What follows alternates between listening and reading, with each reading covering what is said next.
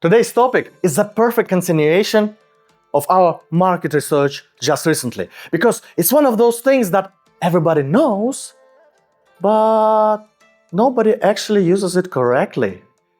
The moment you say needs and wants, everybody straight away pull out the Maslow Pyramid. Like it's a magic spell, and food and safety first, then belongings, then status, then self-actualization. Convenient model, easy to remember. But, oh yeah, there is a one big but. Does it actually describe real consumer behavior in modern markets? Because if the pyramid worked like a clean ladder, then people would behave like this. Bread first, Wi-Fi second. Stable paycheck first, recognition and style second. And yet, we all know it works a bit differently in modern days. It's not what's actually happening. So the question is simple. Do people really climb the pyramid bottom up, calmly and logically? Or is it really messier? And yes, you're watching Know the Game. My name is Alex, and today our second video lecture on marketing, needs and wants. That's what we're gonna discuss and deep dive into. For instance, do you like BMW X5? Beast of the car, right? But you see, this is where our local folklore in Latvia and in other Eastern European countries were coming in, where we have owners having the X5 in the driveway, but eating instant noodles at home. Yeah, because they spend everything to have this displayed perception, but financial reality was completely different. So many times I'm coming over in my budget Laguna to fill my full tank of petrol, and here comes the proud owner of X5, hardly able to scrap €5 to fill some tiny bit in his tank. Speaking of the perception, let's take Renault and the interesting thing I encountered when I was traveling in Russia. You see, in Russia they really hate Renault, but at the same time there were quite a lot of interesting models I was very curious on, but I couldn't find them back in Europe.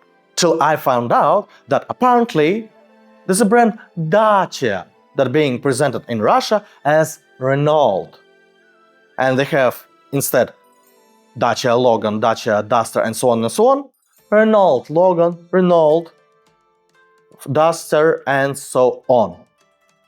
It's a very interesting thing because nobody would ever buy Dacia, and I know my dad owned Dacia in 90s, yeah, and I remember how many times I had to push the damn thing because it wasn't starting. And how they destroyed the perception of the brand Renault in Russia. I know, it's a little bit off topic, but still a very interesting matter to remember about marketing and perception. The main thing in our earlier story, is the fact that people are buying X5 when they objectively cannot afford it. Does that fit in Maslow Pyramid at all? No, that is no longer about safety or basic needs. This is about status, about showing off, about desire to look successful, even when nothing but emptiness inside. And what about those stories about people selling their kidney to get the new iPhone, huh? Is that an insanity, or is that a ultimate form of consumption that we got in the age of the brands? Turns out we really don't climb the Maslow Pyramid from bottom up.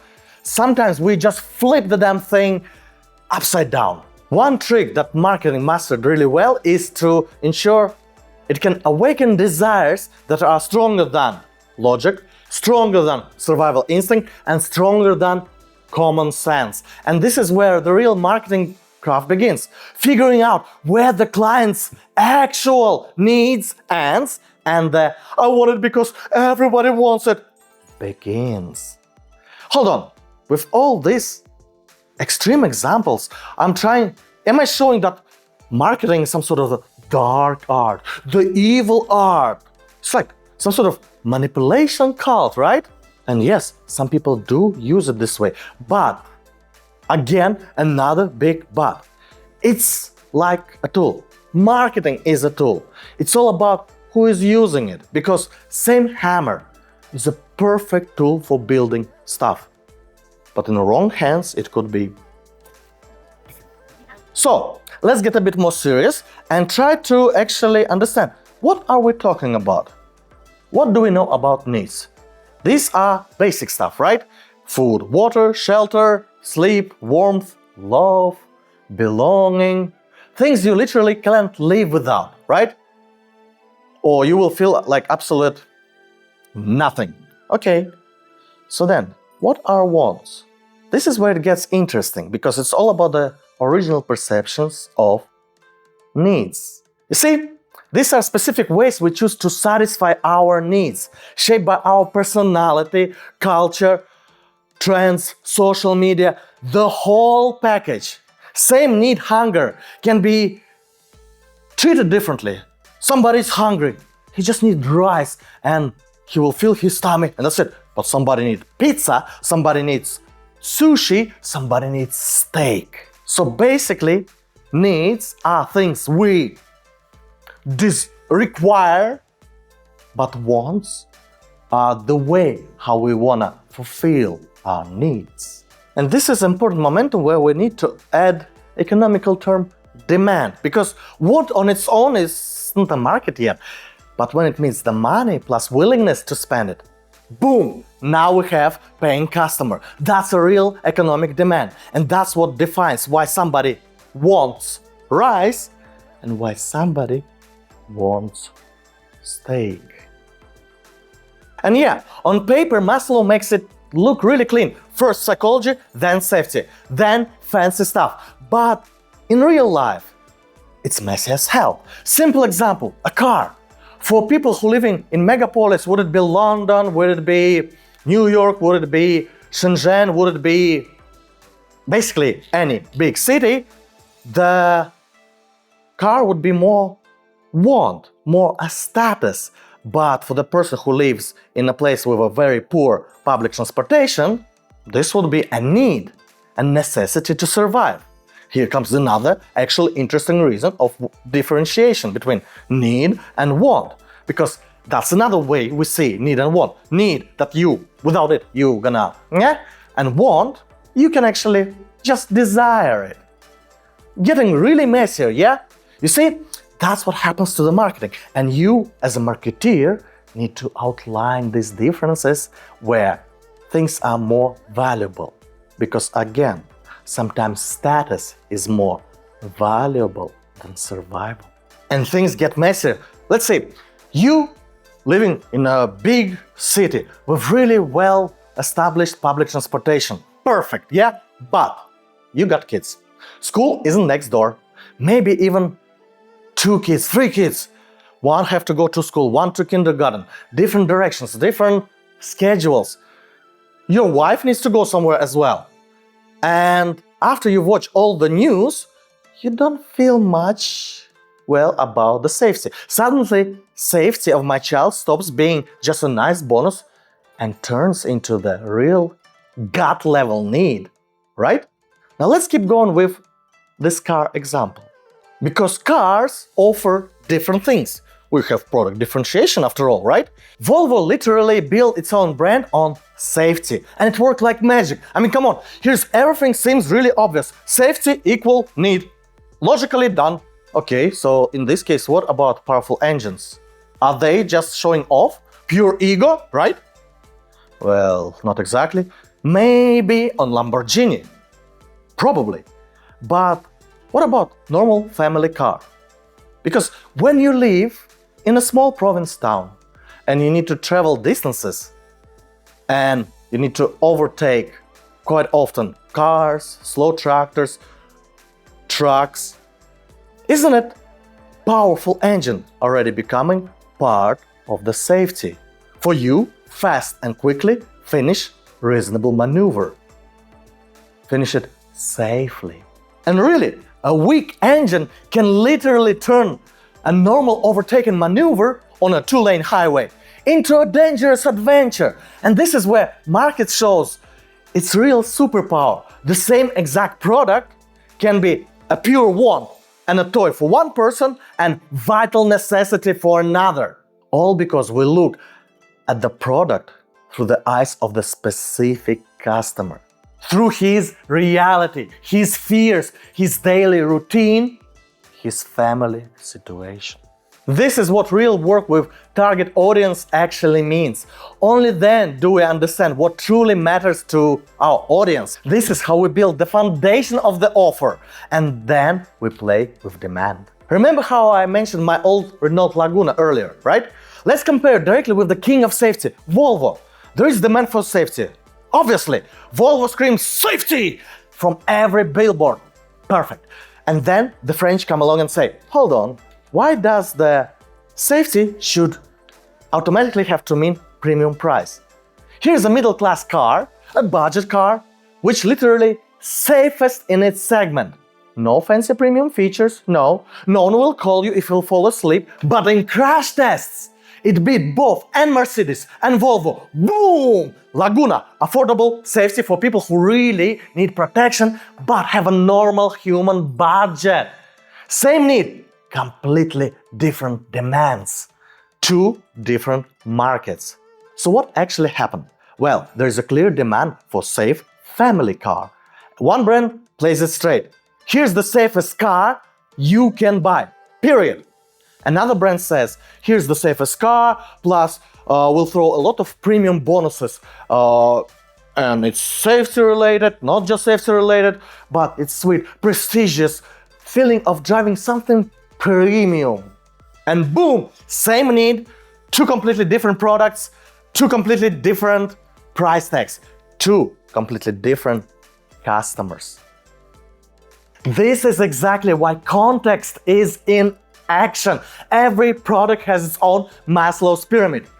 Hell to it, every customer has its own personal Maslow Pyramid. That's why we now gonna deep dive in the customer's needs. A need is an internal deficit of something vitally important. No food, hunger, no roof, discomfort and fear, no human connection, loneliness. Need can be psychological, emotional, social, or self-actualization one, exactly like in pyramid. But real life isn't a textbook. A purchase is always a reaction to a need. But what exactly the person buys, how, when, and for how much they're willing to pay, that depends on 1,000 little details. And this is where, as marketeers, we have to understand our audience so well that we would know exactly what button to press. Yes, including the status button. Try to experiment and ask ChatGPT right now, is a car need or want? You'll get the classical logical textbook answer based on Maslow Pyramid. But here's the thing, marketeers know that textbook often miss. The customer has their own very personal Maslow's Pyramid. And on that pyramid, social recognition and esteem are very real needs. I bought the car so the neighbors would be jealous. Pure showing off, right? Okay, but is showing off always just a silly whim? Or there's something deeper going on? The person craves recognition. They want respect, status, the feeling they're not worse than others.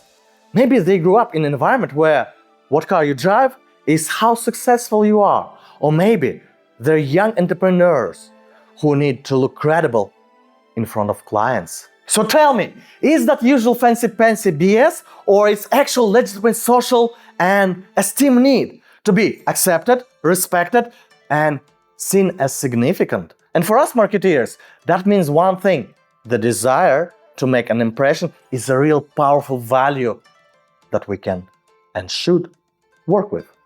So what does the theory actually tell us about wants? If needs are the things that we literally cannot live without, then wants are the specific way we wanna choose to satisfy those needs. It's exactly wants that drive a concrete choice. Everyone has the same need, quench hunger, but the wants all over the place. One guy craves a burger, another sushi, a third one wants mom's chicken soup.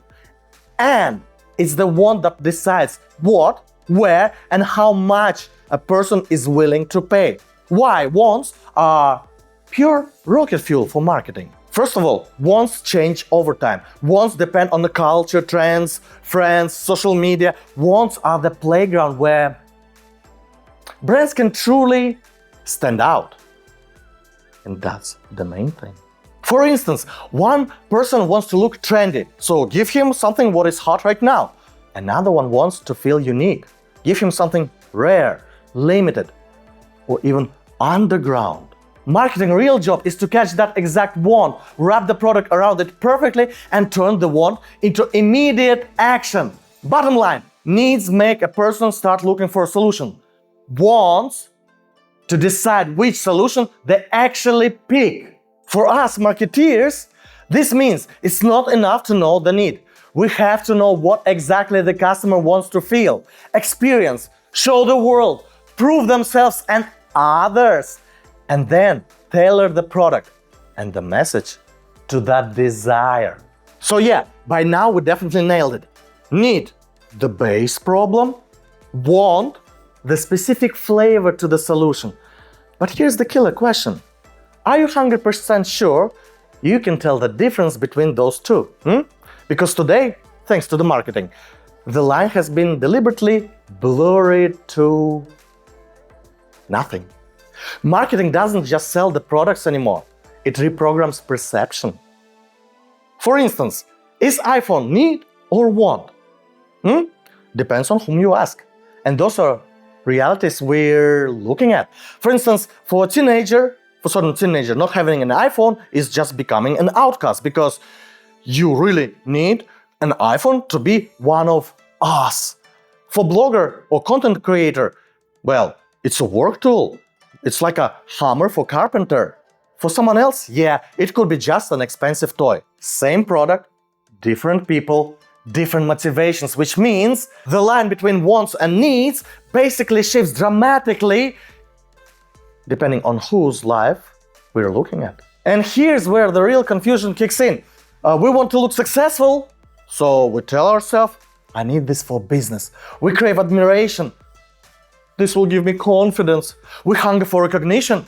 We explain it because this is a necessity. Wants dress up as needs. And marketing whispers in the ear, you deserve this. You need this. But here another huge but. And this time, this part is super important. This video isn't just for consumers to see, oh my God, how we are being manipulated. No, this is also for future and current marketeers friendly reminder to get back to the damn basics. Because absolutely best example is still iPhone. Is iPhone want or need? Depends on the context. Teenager without one, social suicide. For him, it's survival in the tribe. Blogger, influencer, professional tool, pays the bills. Someone else's shiny status symbol and nothing more. Same device, completely different pyramids. And here, another twist. And I want you to remember this interesting saying in business that came out not out of nowhere. The rich live like a poor. Poor live like rich. For good reason. Marketeer's reason.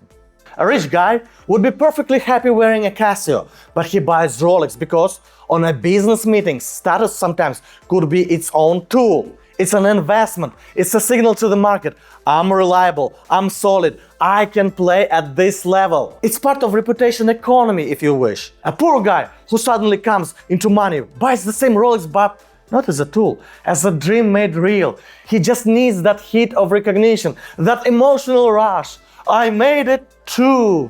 Some people use the status to make money. Others use the status just to show off and scream to the world that they are somebodies. And right there lies the whole concept of the product value for the customer. The things we marketeers obsess over every single day. When Abraham Maslow created his pyramid, the world was completely different. There were no social networks. People didn't live their lives on a public display. Today, everything has changed. Social media creates brand new pressure. It's no longer enough to be successful. You have to look successful.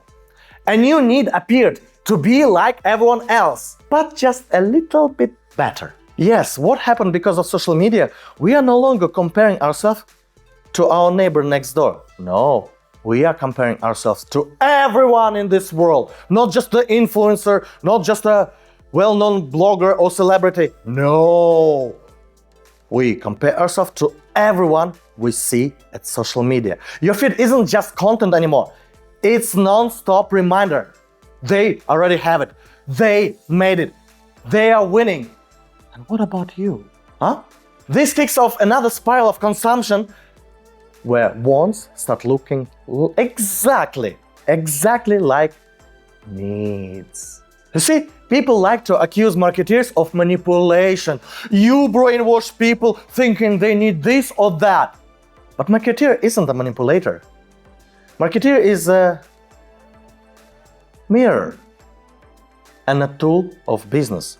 His job is to find where the customer trigger is, not to invent a need from scratch, but to hear the one that's already screaming inside them. And if today that need is likes, attentions, fitting the lifestyle, then marketing simply works with that already there. The line between need and want has been almost completely disappeared, but not because of marketing, because of the modern society the way it is. And we will dig deeper into this once we will start discussing buying personas, understanding exactly what drives a specific person of interest. Because one guy buys the iPhone for the camera, another one for this nice Apple logo that comes with it and expecting some sort of status with it. And our job is to speak with them exactly in their own language, hit them with their own context, with arguments that make perfectly sense exactly to this persona. And yeah, exactly from their own angles, because same arguments works completely differently on a different people. While the competitor is saying, need a safe car? Well, that has to be a Volvo. We can come and say, hold up, did you know that Laguna actually beats Volvo in a crash test?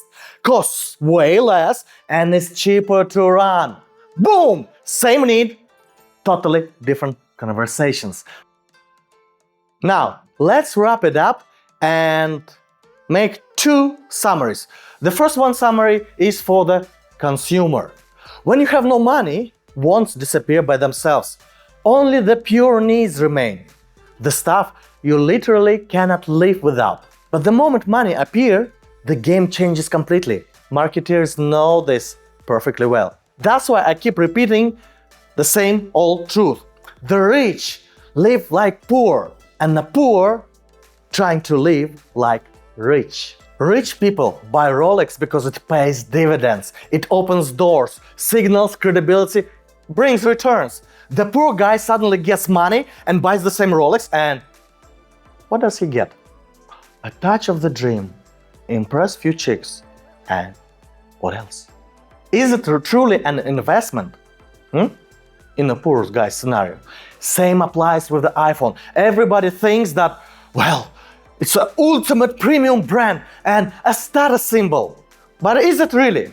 Now go to your bus, subway, or etc. Look at those owners, proud owners of the premium product. How much things this iPhone changed for them? How their life changed to the premium because of them holding this iPhone, huh? So yeah, the main thought is, what status will actually change in your life? The saying rich live like poor isn't about them being greedy or stingy. No, it's about them truly understanding the line between need and want.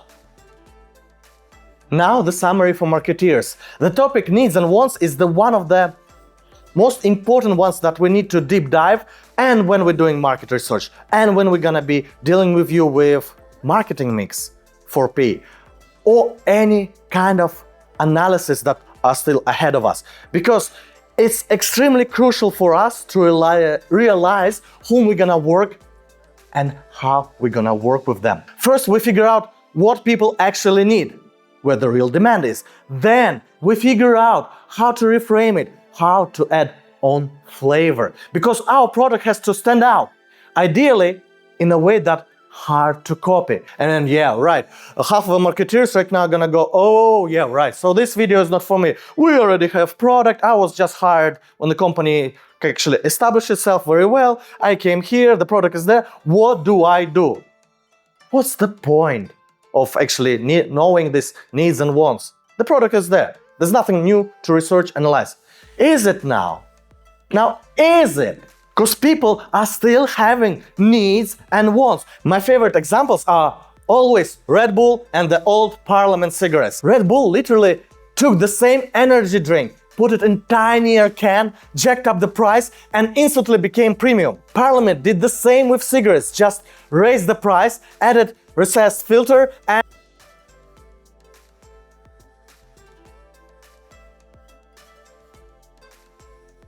and what did they do? It's the same poison, same way bad for the health. But how human perception is working, huh? Well, we need safety. Health is somewhere there, right? And people know this is poison, but this poison is more premium. So maybe, just maybe, less unhealthy for me. And that's what they played with. You can literally play with anything. There's just always a catch. And that catch is exactly what market research helps us to uncover. Even if the product already exists and has been on the market for years, research still lets us rework the positioning, the message, the exact words the customer is ready to hear right now. So go all the way, study every single want and desire of the client from the very first touch point through the purchase all the way to how they use the product months or years later. Most of the companies completely miss the fact that the majority of wants and needs actually live outside the product or service itself. I keep saying any product or service is a solution to a problem, but around this solution there are dozens of other little and not so little discomforts that the customer has to deal with, which encounter with their needs and wants. Buying, delivery, setup, learning curve, maintenance, status among the friends, fear of looking stupid, or maybe fear of overpaying, fear of missing out, growing it too fast.